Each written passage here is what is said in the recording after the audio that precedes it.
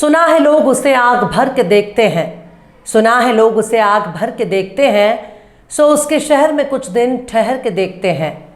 सुना है रब्त है उसको खराब हालों से, सुना है रब्त है उसको खराब हालों से, सो अपने आप को बर्बाद करके देखते हैं। सुना है दर्द की गाहक है चश्मेनाज उसकी, सुना है दर्द की गाहक है चश्मेनाज उसकी, सो हम भी उसकी गली से गुजर के देखते हैं। सलाम, नमस्ते, सत श्री अकाल। मैं हूँ आपके साथ हर्षिता मिश्रा और आप देख रहे हैं टाइम्स मेल। इस वक्त दिल्ली से हैदराबाद तक गेरुआ टोले में आग लगी हुई है। गेरुआ टोले ने जब से फलस्तीन के हक में नारे सुने हैं तब से गेरुआ टोला पागल हो चुका है। नारा देने वाला भी कोई आम आदमी नहीं, नारा देने वाले अखिलेश भैया नहीं, ना तो मायावती हैं। फिलिस्तीन के हक में नारा बुलंद करने वालों में ना तो राहुल गांधी है, ना ही मल्लिकार्जुन खड़गे, बल्कि फिलिस्तीन के हक में नारा बुलंद करने वाले हैदराबाद से सांसद बैरिस्टर असदुद्दीन ओवैसी हैं, जिन्होंने शपथ लेते वक्त जय फिलिस्तीन का नारा बुलंद कर दिया। लेकिन इस घटना से गेरुआ टोला इतना आहत हो गया कि उसने ओवैसी के घर पर ही हमला कर दिया। ओवैसी के घर के बाहर पहुंचकर जय श्री राम के नारे लगाए और ओवैसी को खूब खरी खोटी सुनाई। ओवैसी के घर के बाहर लगे नेम प्लेट पर काली स्याही ही फेंक दी और इजराइल के समर्थन में एक पोस्टर भी चिपका दिया। पर यह तमाम घटनाएं पुलिस की नाक के नीचे होती रहीं, जबकि दिल्ली पुलिस का हेडक्वार्टर पास में ही है। इसके बावजूद गेरुआ गैंग ने ओवैसी के घर के बाहर इस तरह की हरकतों को अंजाम देता है। इन गुंडों और मवालियों की तस्वीरें सोशल मीडिया में बड़े बड़े भाजपा के नेताओं और केंद्रीय मंत्रियों के साथ नजर आ रही हैं। पर अब इनके खिलाफ पुलिस ने केस दर्ज कर लिया है। लेकिन क्या पुलिस उन नेताओं से पूछताछ करेगी जिनके साथ इन बदमाशों की तस्वीरें मौजूद हैं? क्या सत्ताधारी नेताओं और इन दंगाइयों के बीच रिश्ते पर सवाल उठाया जाएगा? लेकिन इस तरह की घटना कोई पहली बार नहीं। इससे पहले भी ओवैसी के आवास पर पत्थरबाजी हो चुकी है, यहां तक कि ओवैसी पर जानलेवा हमले भी हो चुके हैं। लेकिन गेरुआ टोला अपनी हरकतों से बाज नहीं आ रहा। फलस्तीन के साथ समर्थन करने वालों में खुद हमारे मोदी जी हैं। क्या ये गेरुआ टोला उनके आवास पर यही हरकतें अंजाम देने की हिम्मत दिखा सकता है? शायद नहीं, क्योंकि प्रधानमंत्री के सुरक्षाकर्मी इनको गोलियों से छल्ली कर देंगे। लेकिन ओवैसी के घर पर हमला कर सकते हैं, क्योंकि उनको मालूम है उनके ही लोगों की सरकार है, इसलिए उन पर कुछ भी एक्शन नहीं होगा। पर अब केस भी दर्ज हो चुका है। इस बार मामले ने तूल पकड़ लिया है। आखिर कैसे खतरे से घिर चुके हैं हैदराबाद वाले भाईजान, बताएंगे आपको और भी बहुत कुछ। लेकिन आप अगर हमारे चैनल पर नए हैं और पहली बार हमारी वीडियो को देख रहे हैं तो आप हमारे चैनल टाइम्स मेल को सब्सक्राइब कर लें, वीडियो को लाइक कर दें और बेल आइकन का नोटिफिकेशन बटन भी प्रेस कर दें, ताकि बिना देरी हमारी हर खबर आपको मिलती रहे। लौटते हैं अब खबर की तरफ। AIMIM चीफ उर्फ हैदराबाद वाले भाईजान उर्फ हैदराबाद के लोकसभा सांसद यानी असदुद्दीन ओवैसी के दिल्ली वाले सरकारी घर के बाहर नारे लगाने और काला पेंट फेंकने वालों के खिलाफ केस दर्ज कर लिया गया है। दिल्ली पुलिस ने पार्लियामेंट स्ट्रीट स्टेशन में IPC की धारा 143, 506, 153A और 147 के तहत मामला दर्ज किया है। मामले की जांच शुरू कर दी है, पर सब कुछ तो साफ साफ नजर आ रहा है। आरोपियों की पहचान भी जाहिर है। आरोपी कहां मिलेंगे इस बारे में भी मालूम है। उन बदमाशों का ताल्लुक किन किन भाजपा के नेता और मंत्रियों से, इस बारे में भी जानकारी सरेआम है। अब तक उनकी गिरफ्तारी हो जानी चाहिए थी। ओवैसी ने इस घटना के बाद केंद्रीय गृह मंत्री अमित शाह और लोकसभा अध्यक्ष ओम बिरला से अपनी सुरक्षा के बारे में पूछा। इस घटना के बाद लोकसभा अध्यक्ष ने ओवैसी से मुलाकात की और आरोपियों पर कड़ी से कड़ी कार्रवाई करने का भरोसा भी दिया। जुमेरात को ओवैसी ने ट्विटर पर एक वीडियो शेयर कर कहा कि उनके घर पर काली स्याही फेंकी गई है। उनका कहना था कि सांसद का बंगला भी सुरक्षित नहीं। ओवैसी ने कहा था कि मेरे घर को निशाना बनाने वाले 2 कौड़ी के गुंडों से मैं नहीं डरता। अगर हिम्मत है तो मेरा सामना करें, स्याही फेंकने या पत्थरबाजी के बाद भागे नहीं। सावरकर जैसी कायरता करना बंद करें। उन्होंने कहा था कि अब मैं गिनती ही भूल गया हूं कि मेरे दिल्ली के घर को कितनी बार निशाना बनाया गया। उन्होंने कहा कि जब मैंने दिल्ली पुलिस के अधिकारियों से पूछा कि उनकी नाक के नीचे ये सब कैसे हो रहा है, तो उन्होंने अपनी बेबसी जाहिर की। ओवैसी ने गृह मंत्री अमित शाह को टैग करते हुए पूछा था कि ये सब आपकी निगरानी में हो रहा है।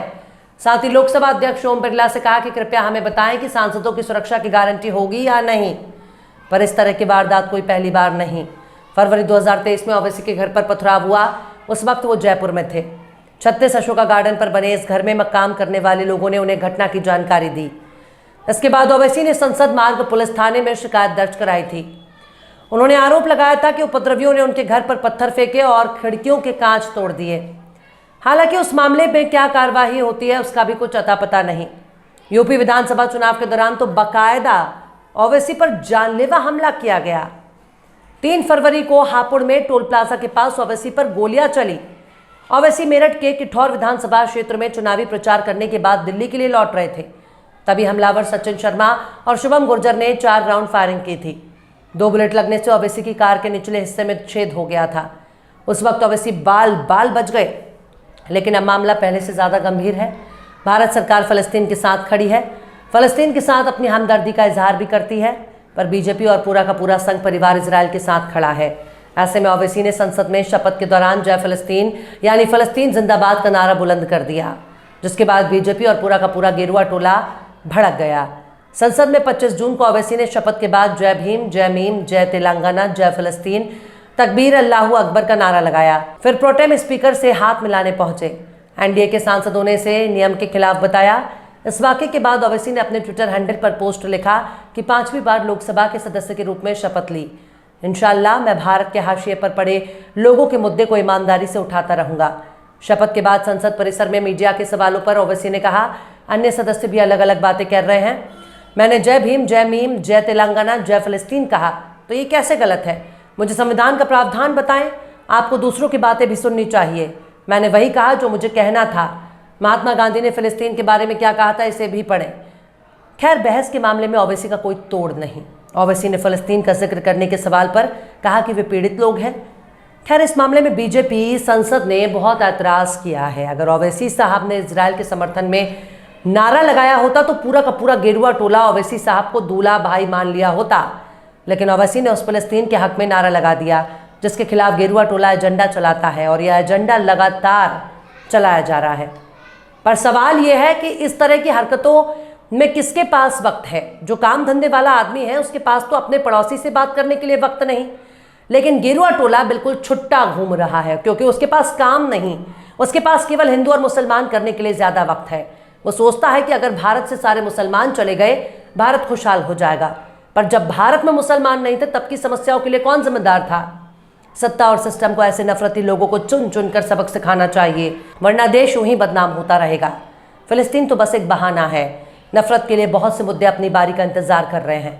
बहरहाल, चलते चलते आखिर में दुष्यंत कुमार ने भी क्या खूब फरमाया है। कहाँ तो तय था चरागा हर एक घर के लिए, कहाँ तो तय था चरागा हर एक घर के लिए, कहाँ चराग मैसर नहीं शहर के लिए। फिलहाल इस खबर में बस इतना ही। इस खबर को आप हमारे साथी शम्स तबरेज़ की कलम से सुन रहे थे। आपको कैसा लगा कमेंट बॉक्स में ज़रूर बताइए।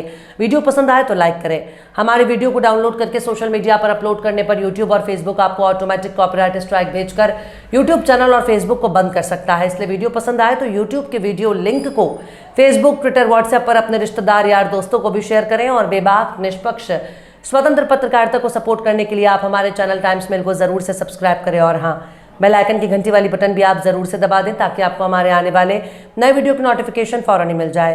फिर मिलता है किसी और वीडियो में एक नई खबर के साथ। हर्षिता मिश्रा को दीजिए इजाज़त। जय हिंद। अगर अभी तक आपने हमारे चैनल टाइम्स मेल को सब्सक्राइब नहीं किया है तो जल्दी से सब्सक्राइब कर दें और बेल आइकन भी प्रेस कर दें।